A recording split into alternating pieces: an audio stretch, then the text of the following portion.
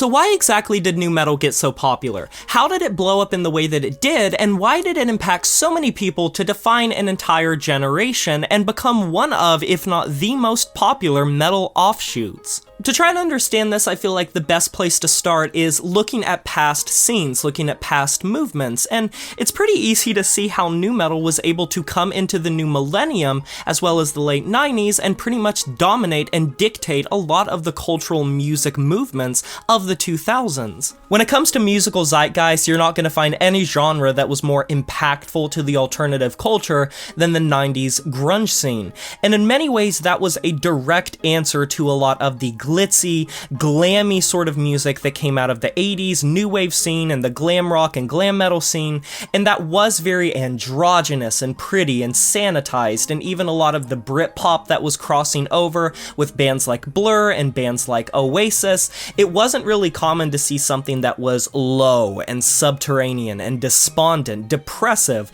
and of course there were extreme metal genres around that time that were doing that and encompassing those sorts of sounds, but it wasn't until grunge came around that it was widespread enough to impact so many people. Specifically, like the Gen X movement was very, very widely impacted by the movement of grunge, both aesthetically and how people started to dress with their fashion and a lot of the cues that they took from people like Kurt Cobain. And bands like Alice in Chains and Pearl Jam, Soundgarden, Nirvana, all of those bands, as well as a lot of the lesser-known grunge bands, sort of did provide this counterculture and this rebellion towards what was happening, this disenfranchised youth that had been growing up to sort of detest the world. They were very individualistic. They did not like the system. They didn't like how the world was looking. They went against a lot of the status quo and norms, and as opposed to the culture of the 90s, which was very bubbly and colorful, you had all the sitcoms, you had like The Fresh Prince of Bel-Air, and you had like hip-hop music like MC Hammer and Vanilla Ice, which was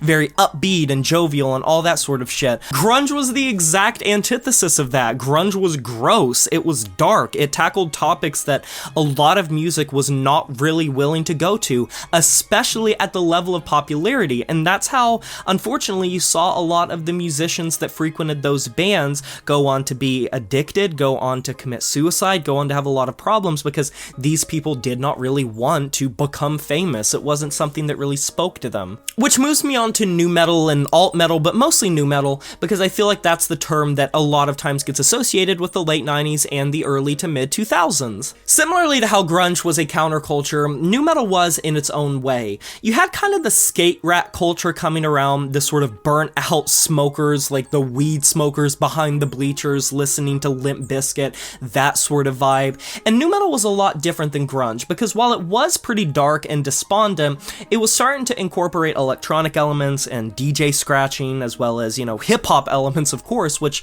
wasn't really being seen in metal, and a lot of people that were purists and elitists to the genre did not want to see hip-hop be included in that sort of thing. But kids needed something to clasp on too, and sort of post-grunge, which got associated with a lot of alt metal, was also an answer to the 90s grunge scene. But if you look at the pop music and what was popular in the early to mid 2000s, pop music was leaning much more into EDM type of music. It was just moving into electronic music as a whole, and sort of that vibe of the Britney Spears and the Spice Girls of the world was completely dismantled by this really edgy and rebellious, sometimes corny, sometimes cringy, Monster Energy and rock star drinking kids that wore bat caps and wore cargo shorts and loved to go to the skate park to listen to the newest Korn track. And when it comes to millennials and Gen Z, I'm speaking from experience of being a Gen Zer who has talked to a lot of people that are into nu metal and alt metal, and I grew up with that as well. It seemed to speak to us in a lot different of a way than grunge spoke to the Gen X crowd.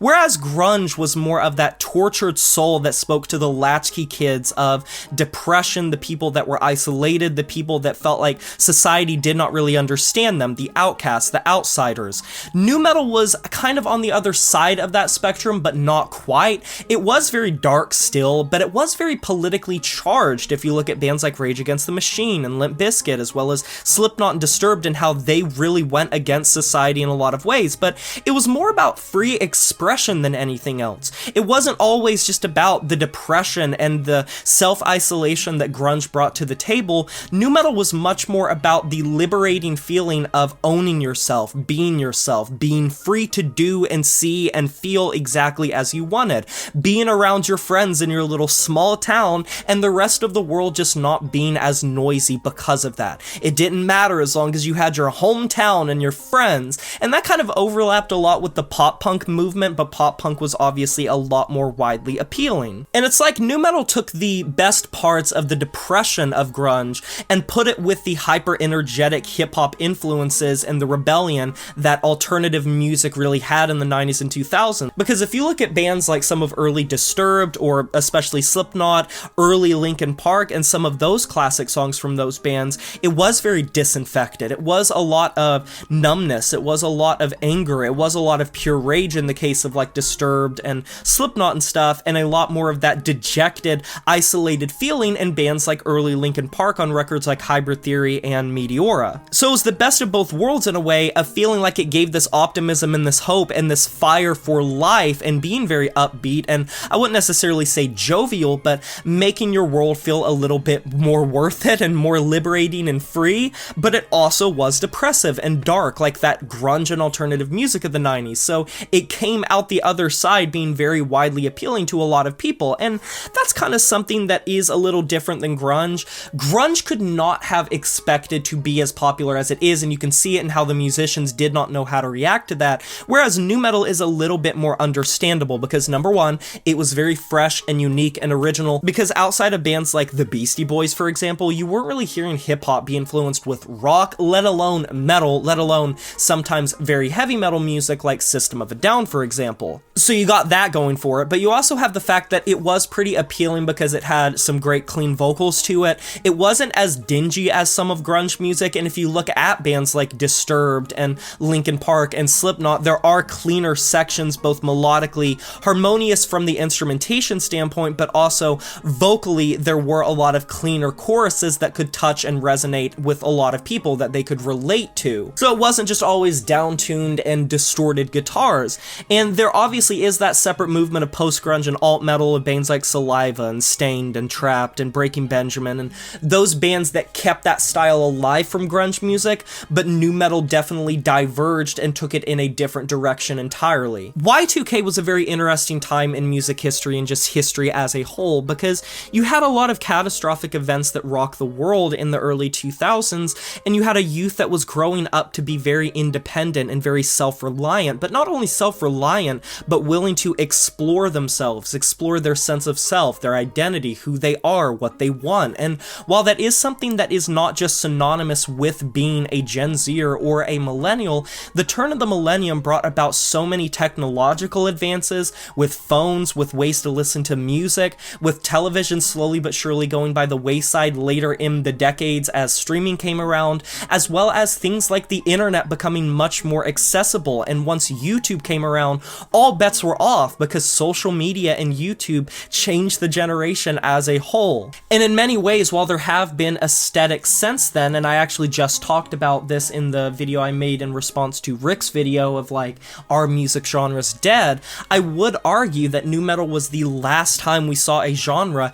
genuinely just completely shape a generation of people that looked at it not only as a lifeline, but started to pattern themselves after and bond people together. And while I do think that the time period itself was a big example of why it came to be what it was, I don't necessarily think that is the only reason. I think it was the perfect storm that encapsulated an entire generation that was coming off a very mixed time of the 90s, and that culture going into the 2000s was very interesting and very unique, and suddenly there was this music style that touched upon all of those points of free expression, but still counterbalanced that with the darkness that was being felt at the time by youth. So it all just added up, and that is why I think that nu metal got to be as popular as it did, as well as being the like thing that a lot of people my age look at and say it kept them here, it was the reason they found themselves, or it gave them a purpose and a little bit of guidance in some of their darkest periods. And I think that's very beautiful, because I do think that every generation kind of does deserve that binding element, and I feel like nu metal was the binding element of a lot of millennials and Gen Zers, as well as a gateway into other forms of music, because I can't tell you how many people I've talked to, including myself, that got into a lot of more extreme forms of metal from alt metal and from post-grunge, and specifically from nu metal and those classic bands that towed the line between accessibility but also primitive rawness and blended all of these different influences together into this hybrid genre. But what are your guys' opinions of this video? Why do you personally think nu metal connected with so many people? Agree or disagree? There is no wrong answer. You can let me know down in the comment section below. I can't wait to hear your opinions on this topic. Be sure to like this video if you enjoyed it, subscribe to join the review family today, and smash that notification bell to be notified of my future uploads. You know who it is, my name is Jay Morris, and I'm signing off saying farewell.